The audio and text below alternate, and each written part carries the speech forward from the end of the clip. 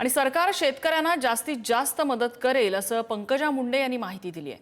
बीडच्या गेवराई तालुक्यामध्ये पंकजा मुंडेंनी पूरग्रस्त भागाची पाहणी केली। आम्ही शेतकऱ्यांच्या पाठीशी ठामपणे उभं राहू असं पंकजा मुंडेंनी आश्वासन दिलंय। योग्य तो निकष लावून आम्ही मदत करू असं पंकजा मुंडे म्हणाल्या। जी कॅबिनेटमध्ये काल चर्चा झाली आणि मी त्याच्यात हेच विनंती केलेली आहे मुख्यमंत्री आणि उपमुख्यमंत्री दोन्ही की आपण 65 मिलीमीटरचं आपलं पर्जन्यमान आहे अतिवृष्टीसाठी, पण ते न धरता आपण पिकांचं नुकसान बघावं। कधी काही काही ठिकाणी 65 ॲव्हरेजमध्ये येत नाहीये, पण पिकांचं प्रचंड नुकसान झालेलं आहे। एखाद्याची जमीन खरवडून गेली आणि एखाद्या जमिनीत भरपूर गाळ येऊन बसलाय, तर हे क्लिअर करायला शेतकऱ्याची ती परिस्थिती नाही।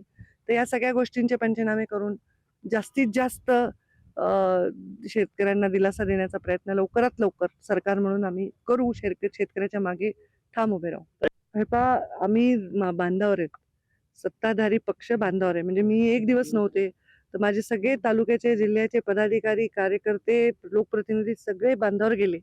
लोकांच्या घरी जेवण नव्हतं, त्यांना राशन दिलं, कुणाला घोंगडी दिली, कुणाला कपडे दिले। आम्ही बांधावर आहेत, सरकार बांधावर आहे। आज स्वतः उपमुख्यमंत्री अजितदादा, स्वतः आमचे मुख्यमंत्री देवेंद्रजी फडणवीस, शिंदे साहेब सगळे आपापल्या ठिकाणी प्रवास करतात, लोकांपर्यंत जातात। पंचनामे नको हे म्हणणं योग्य नाही, पंचनामे झालेच पाहिजे। हा, मदत सर्वांना झाली पाहिजे असं तर आमचंही म्हणणं आहे आणि आम्ही त्याच भूमिकेचे आहोत। पण पंचनामे आमच्या रेकॉर्डसाठी आवश्यक आहे। एखाद्या शेताचं जास्त नुकसान झालंय आणि दुसऱ्याचं तेवढं नाही झालंय, तर त्याला सरसकट कसं म्हणता येईल?